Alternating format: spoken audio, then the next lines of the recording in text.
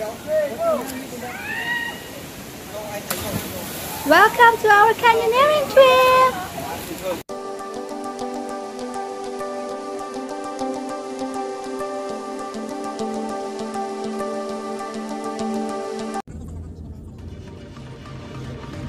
So hello guys! Last year, 2019 ng September, nagpunta kami ng Pilipinas sa Cebu at saka sa Bohol. Dito sa video na to makikita nyo yung canyoneering trip namin sa Cebu. Sobrang fun talaga at sobrang nag-enjoy kami, kaya sana mag-enjoy din kayo sa panonood. Thank you for watching!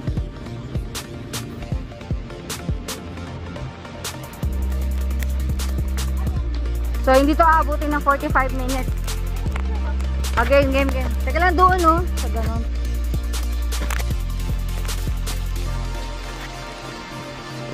Oh! Ano ba yan? Di ba tumatalo? Ano nga agad?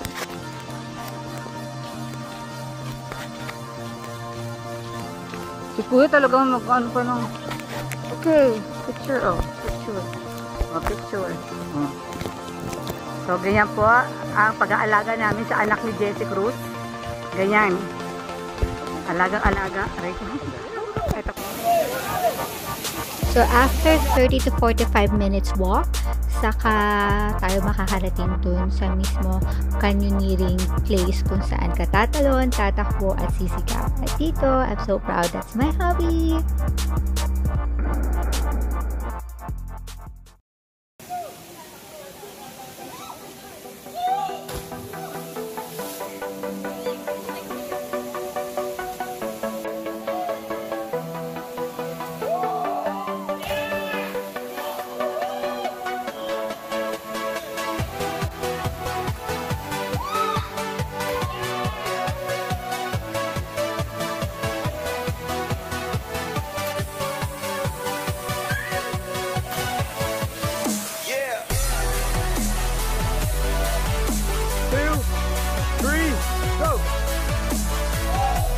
Shout out pala dun sa dalawa naming canyoneering guide na si Kuya Ruben at si Kuya Roger.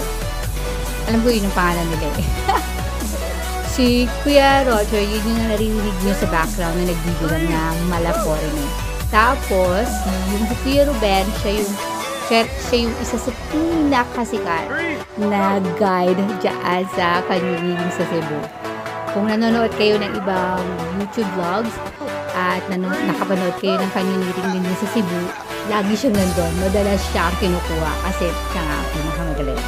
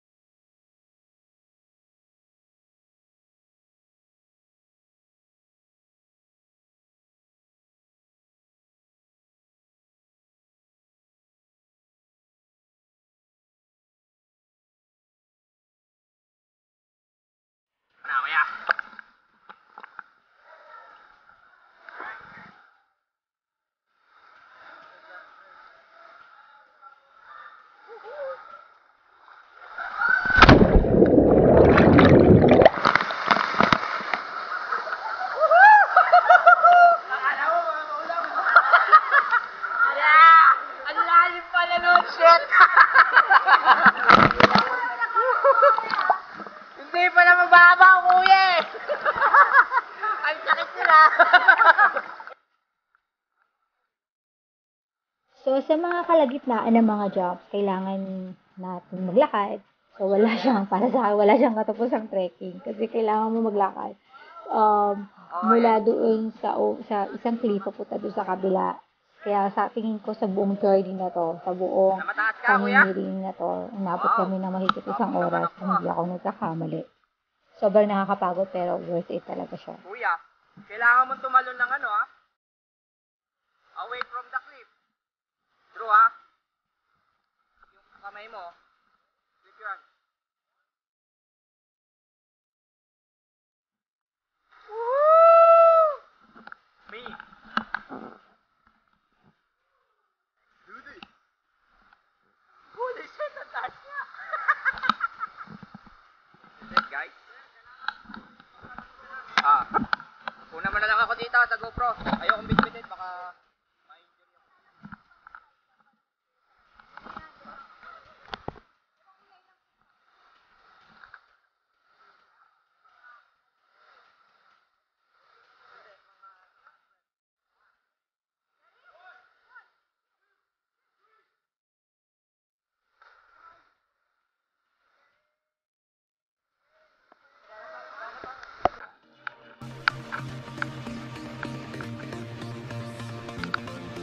Sa totoo lang, hindi siya madali. Mahirap siya.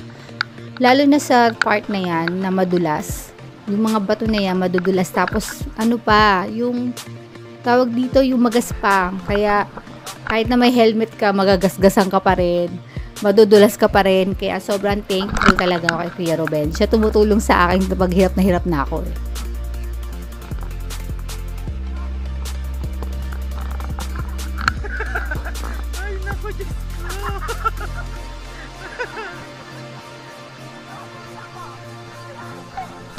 Tinutukura mo pa yung paa ni Kuya.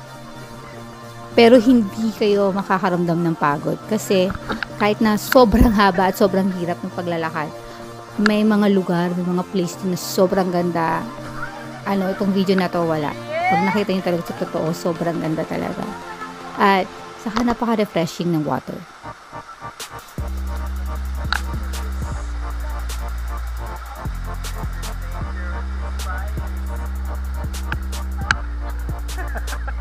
Halika.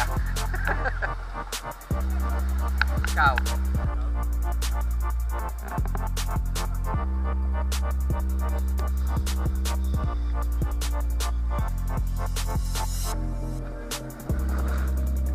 One, two, three, go!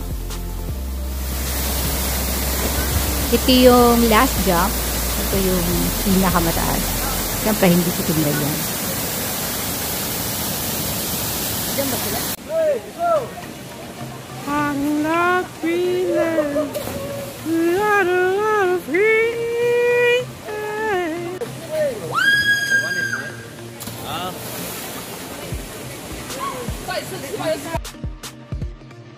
Yan, yun ang kuha ng aming guide. Hindi lang siya photographer. Director din siya. Siya magsasabi sa iyo kung anong dapat mong gawin sa kung saang banda kayo magpipicture. Ayos yan eh.